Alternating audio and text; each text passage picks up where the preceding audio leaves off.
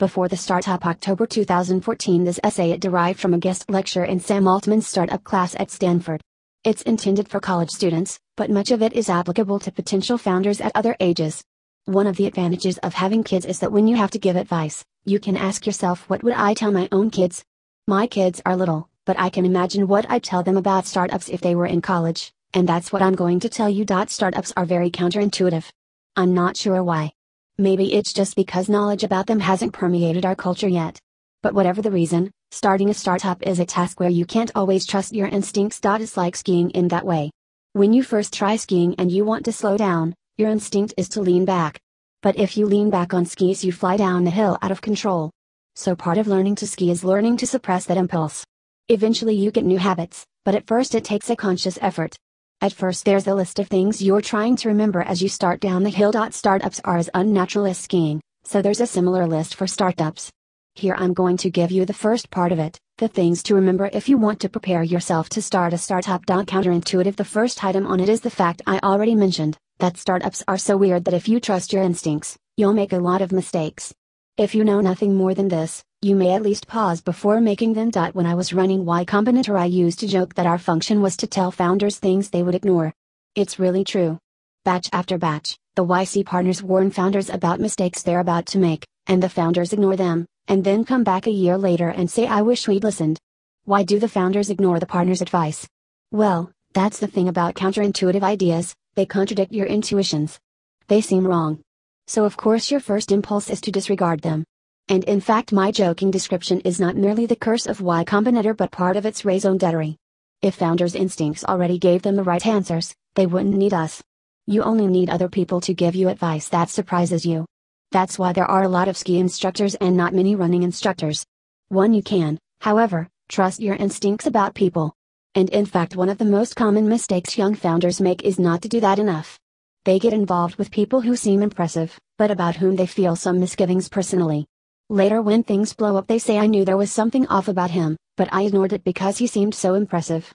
If you're thinking about getting involved with someone, as a co-founder, an employee, an investor, or an acquirer, and you have misgivings about them, trust your gut. If someone seems slippery, or bogus, or a jerk, don't ignore it. This is one case where it pays to be self-indulgent. Work with people you genuinely like, and you've known long enough to be sure. Expertise. The second counterintuitive point is that it's not that important to know a lot about startups. The way to succeed in a startup is not to be an expert on startups, but to be an expert on your users and the problem you're solving for them. Mark Zuckerberg didn't succeed because he was an expert on startups. He succeeded despite being a complete noob at startups, because he understood his users really well. If you don't know anything about, say, how to raise an angel round, don't feel bad on that account. That sort of thing you can learn when you need to, and forget after you've done it. In fact, I worry it's not merely unnecessary to learn in great detail about the mechanics of startups, but possibly somewhat dangerous. If I met an undergrad who knew all about convertible notes and employee agreements and, God forbid, Class FF stock, I wouldn't think here is someone who is way ahead of their peers. It would set off alarms. Because another of the characteristic mistakes of young founders is to go through the motions of starting a startup. They make up some plausible sounding idea, raise money at a good valuation, rent a cool office, hire a bunch of people. From the outside that seems like what startups do. But the next step after rent a cool office and hire a bunch of people is, gradually realize how completely fucked they are, because while imitating all the outward forms of a startup they have neglected the one thing that's actually essential, making something people want. We saw this happen so often that we made up a name for it, playing house. Eventually I realized why it was happening. The reason young founders go through the motions of starting a startup is because that's what they've been trained to do for their whole lives up to that point. Think about what you have to do to get into college, for example. Extracurricular activities, check. Even in college classes most of the work is as artificial as running laps. I'm not attacking the educational system for being this way. There will always be a certain amount of fakeness in the work you do when you're being taught something, and if you measure their performance it's inevitable that people will exploit the difference to the point where much of what you're measuring is artifacts of the fakeness. I confess I did it myself in college. I found that in a lot of classes there might only be 20 or 30 ideas that were the right shape to make good exam questions. The way I studied for exams in these classes was not, except incidentally, to master the material taught in the class, but to make a list of potential exam questions and work at the answers in advance. When I walked into the final, The main thing I'd be feeling was curiosity about which of my questions would turn up on the exam. It was like a game. It's not surprising that after being trained for their whole lives to play such games, young founders' first impulse on starting a startup is to try to figure out the tricks for winning at this new game. Since fundraising appears to be the measure of success for startups, another classic noob mistake, they always want to know what the tricks are for convincing investors. We tell them the best way to convince investors is to make a startup that's actually doing well, meaning growing fast, and then simply tell investors so. Then they want to know what the tricks are for growing fast. And we have to tell them the best way to do that is simply to make something people want. So many of the conversations YC partners have with young founders begin with the founder asking how do we? And the partner replying just. Why do the founders always make things so complicated? The reason, I realized, is that they're looking for the trick. So this is the third counterintuitive thing to remember about startups. Starting a startup is where gaming the system stops working. Gaming the system may continue to work if you go to work for a big company. Depending on how broken the company is, you can succeed by sucking up to the right people, giving the impression of productivity, and so on. 2. But that doesn't work with startups. There is no boss to trick, only users, and all users care about is whether your product does what they want. Startups are as impersonal as physics. You have to make something people want, and you prosper only to the extent you do. The dangerous thing is, faking does work to some degree on investors. If you're super good at sounding like you know what you're talking about, you can fool investors for at least 1 and perhaps even 2 rounds of funding. But it's not in your interest to. The company is ultimately doomed. All you're doing is wasting your own time writing it down. So stop looking for the trick. There are tricks in startups, as there are in any domain, but they are an order of magnitude less important than solving the real problem. A founder who knows nothing about fundraising but has made something users love will have an easier time raising money than one who knows every trick in the book but has a flat usage graph. And more importantly, the founder who has made something users love is the one who will go on to succeed after raising the money. Though in a sense it's bad news in that you're deprived of one of your most powerful weapons, I think it's exciting that gaming the system stops working when you start a startup. It's exciting that there even exist parts of the world where you win by doing good work. Imagine how depressing the world would be if it were all like school and big companies, where you either have to spend a lot of time on bullshit things or lose to people who do. 3. I would have been delighted if I'd realized in college that there were parts of the real world where gaming the system mattered less than others, and a few where it hardly mattered at all. But there are, and this variation is one of the most important things to consider when you're thinking about your future. How do you win in each type of work, and what would you like to win by doing? 4. All-consuming. That brings us to our fourth counterintuitive point, startups are all-consuming. If you start a startup, it will take over your life to a degree you cannot imagine. And if your startup succeeds, it will take over your life for a long time, for several years at the very least, maybe for a decade, maybe for the rest of your working life. So there is a real opportunity cost here. Larry Page may seem to have an enviable life, but there are aspects of it that are unenviable. Basically at 25 he started running as fast as he could, and it must seem to him that he hasn't stopped to catch his breath since. Every day new shit happens in the Google empire that only the CEO can deal with, and he, as CEO, has to deal with it. If he goes on vacation for even a week, a whole week's backlog of shit accumulates.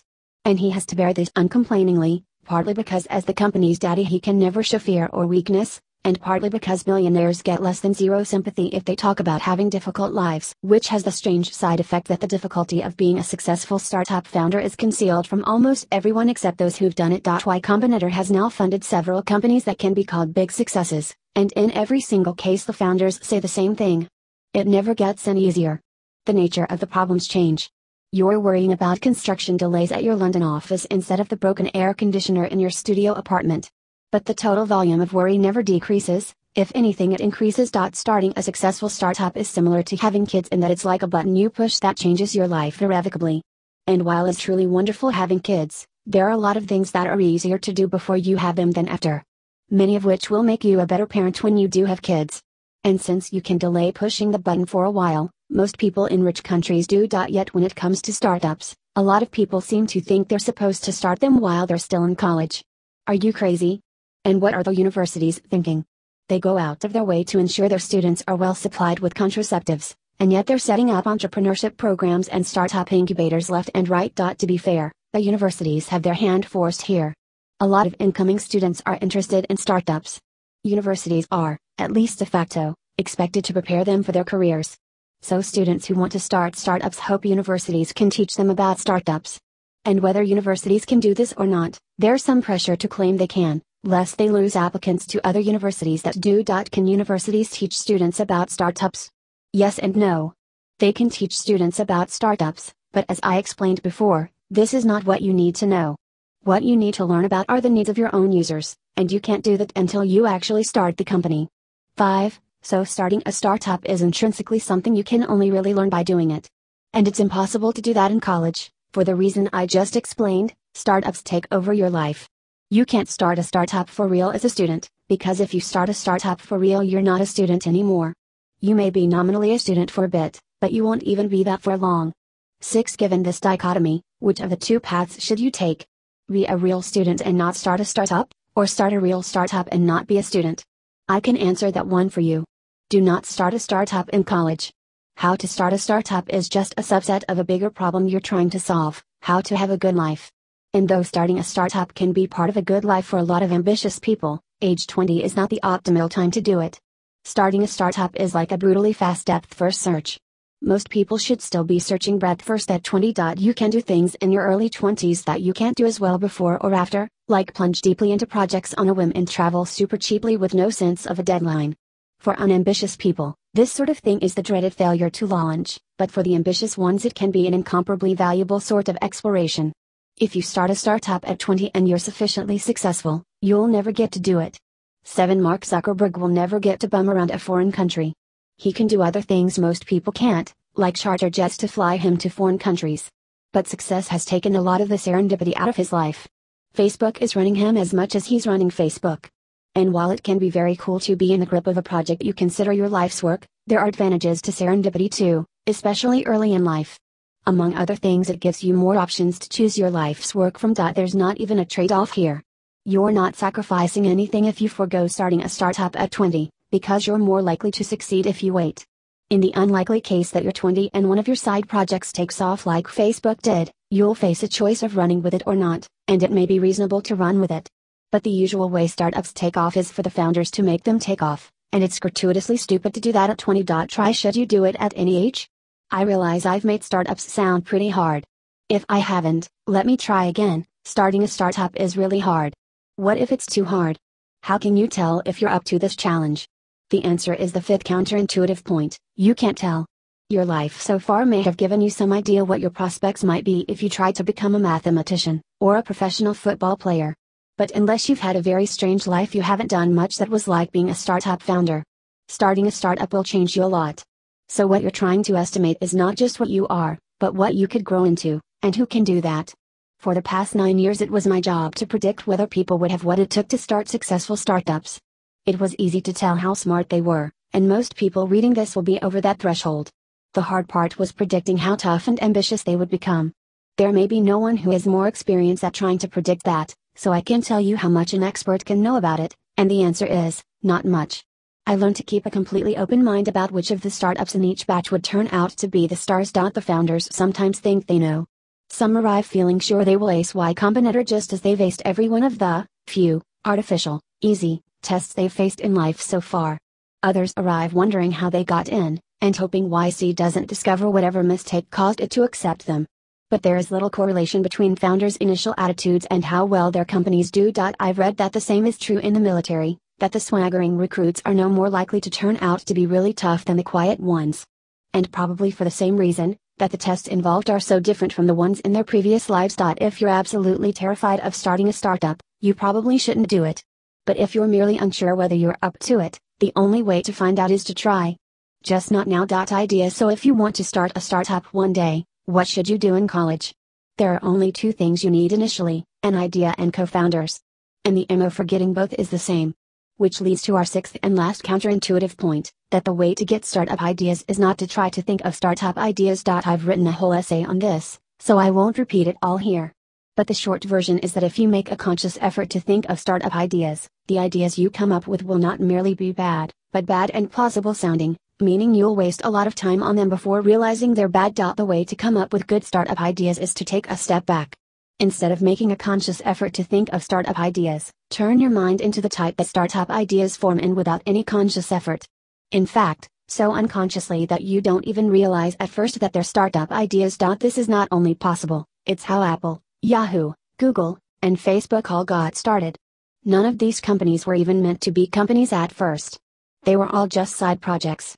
The best startups almost have to start as side projects, because great ideas tend to be such outliers that your conscious mind would reject them as ideas for companies. Okay, so how do you turn your mind into the type that startup ideas form in unconsciously? 1. Learn a lot about things that matter, then, 2. Work on problems that interest you, 3. With people you like and respect. The third part, incidentally, is how you get co-founders at the same time as the idea. The first time I wrote that paragraph, instead of learn a lot about things that matter, I wrote become good at some technology. But that prescription, though sufficient, is too narrow. What was special about Brian Chesky and Joe Gebbia was not that they were experts in technology. They were good at design, and perhaps even more importantly, they were good at organizing groups and making projects happen. So you don't have to work on technology per se, so long as you work on problems demanding enough to stretch you. What kind of problems are those? That is very hard to answer in the general case. History is full of examples of young people who were working on important problems that no one else at the time thought were important, and in particular that their parents didn't think were important. On the other hand, history is even fuller of examples of parents who thought their kids were wasting their time and who were right. So how do you know when you're working on real stuff? 8. I know how I know. Real problems are interesting, and I am self-indulgent in the sense that I always want to work on interesting things, even if no one else cares about them. In fact, especially if no one else cares about them, and find it very hard to make myself work on boring things, even if they're supposed to be important. My life is full of case after case where I worked on something just because it seemed interesting, and it turned out later to be useful in some worldly way. Y Combinator itself was something I only did because it seemed interesting. So I seem to have some sort of internal compass that helps me out. But I don't know what other people have in their heads. Maybe if I think more about this I can come up with heuristics for recognizing genuinely interesting problems, but for the moment the best I can offer is a hopelessly question-begging advice that if you have a taste for genuinely interesting problems, indulging it energetically is the best way to prepare yourself for a startup. And indeed, probably also the best way to live. 9. But although I can't explain in the general case what counts as an interesting problem, I can tell you about a large subset of them. If you think of technology as something that's spreading like a sort of fractal stain, every moving point on the edge represents an interesting problem. So one guaranteed way to turn your mind into the type that has good startup ideas is to get yourself to the leading edge of some technology, to cause yourself, as Paul Buchheit put it, to live in the future. When you reach that point, ideas that will seem to other people uncannily prescient will seem obvious to you. You may not realize they're startup ideas, but you'll know they're something that ought to exist. For example, back at Harvard in the mid-90s a fellow grad student of my friends Robert and Trevor wrote his own voice-over IP software. He didn't mean it to be a startup, and he never tried to turn it into one. He just wanted to talk to his girlfriend in Taiwan without paying for long-distance calls, and since he was an expert on networks it seemed obvious to him that the way to do it was turn the sound into packets and ship it over the internet. He never did any more with his software than talk to his girlfriend, but this is exactly the way the best startups get started. So strangely enough the optimal thing to do in college if you want to be a successful startup founder is not some sort of new, vocational version of college focused on entrepreneurship. It's the classic version of college as education for its own sake.